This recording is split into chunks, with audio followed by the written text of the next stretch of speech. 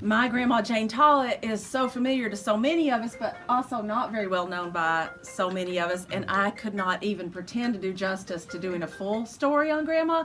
So I just thought I'd pick out one element of her life that people may not know much about that was always pretty impressive to me and kind of inspirational to me in my work in life, and just kind of talk about that. And there's some poetic justice, if you will, because the part I'm going to talk about takes place a little bit in Iowa and Minnesota, and I happen to be a captive of Iowa for the last few years.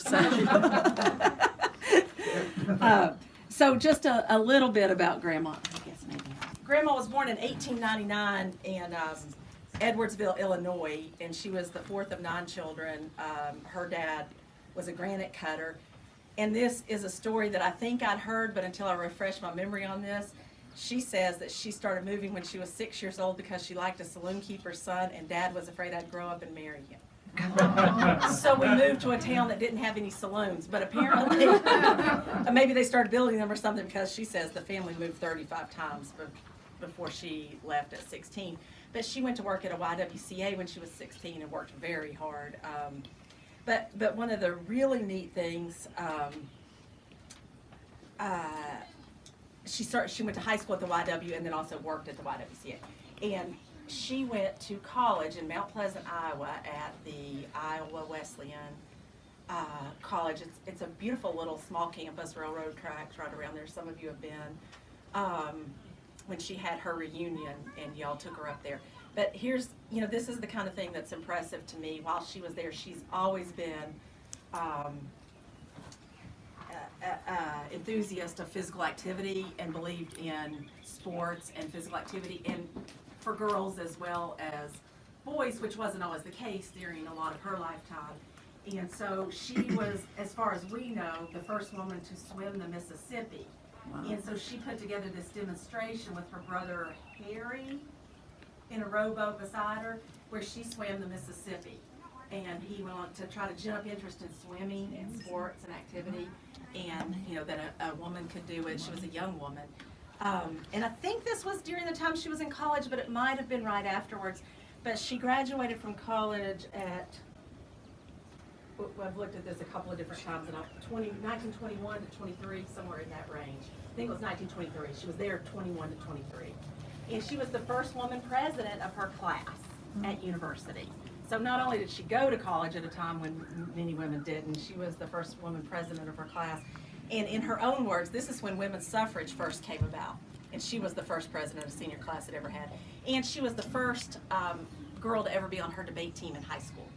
So that's not a surprise to anybody who knew her, that she would have but I mean, she has always been an inspiration to me for so many things.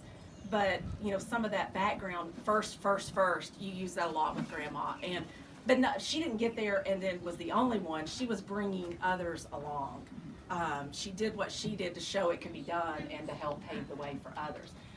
So she graduated from Iowa Wesleyan and moved to Minnesota, and I'm not sure exactly how long she was there, but she came down to Tennessee in 1925 as a community worker under the mission board of the from the YWCA in Minneapolis.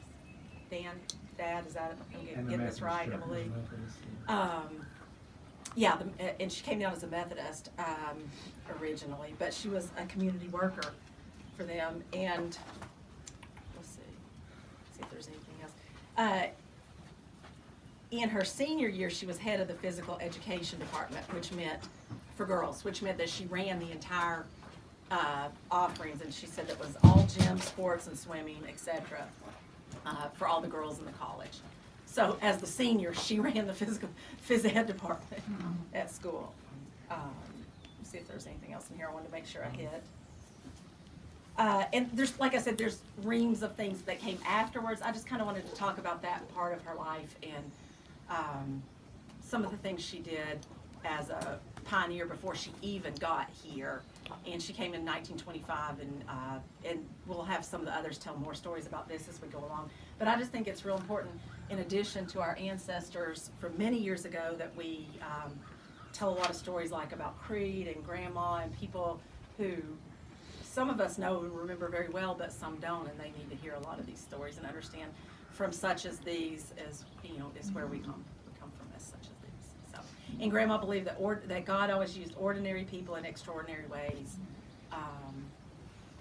And that's, you know, the story of our family, and maybe it's the story of other families too, but the family that can reflect on that and remember that can maybe get through a lot of other tough times or situations or firsts, when you know it's part of your legacy.